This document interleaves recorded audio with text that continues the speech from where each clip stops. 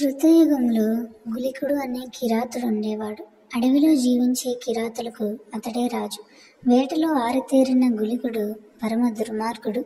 ఇతరులను నిష్కారణంగా హింసించి వారిని దోచుకునేవాడు. గుళికుడు పాపాలను చెప్పుకోవాలంటే ఎంతకాలమూ సరిపోదు. ఒకనాడు గుళికుడు సంపదలకు నిలయమైన సౌవీర రాజ్యానికి వెళ్ళాడు. ఐశ్వర్యంతో తలతూగే రాజధాని నగరంలో అడుగుపెట్టాడు. అక్కడ బంగారు గోపురాలతో దగదగలాడే శ్రీహరి మందిరాన్ని చూశాడు.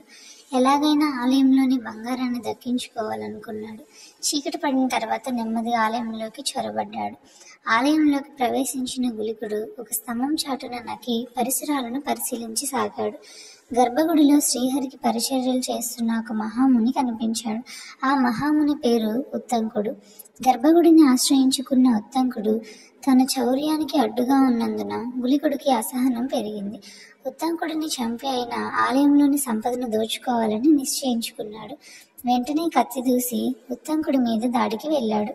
ఉత్తంకుడు కత్తితో దూసుకొస్తున్న గుళికుడిని చూసి, ఓ కిరాతుడా, నీవెందుకు నిష్కారణంగా నా మీద కత్తి దూశావు?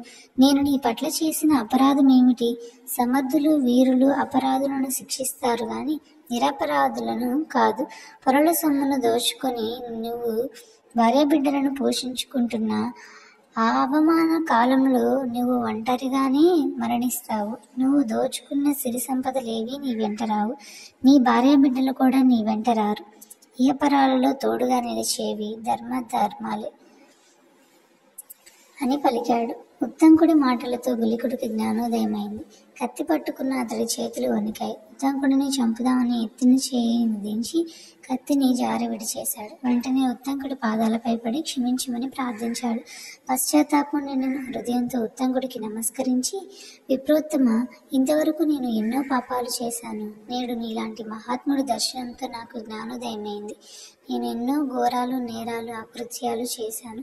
పూర్వజన్మలో నేనేదో భయంకరమైన పాపం చేసుంటాను. అందువలనే ఈ జన్మలో కిరాతుడిగా పుట్టాను. ఈ జన్మలో కూడా లెక్కలేనన్ని పాపాలు చేశాను.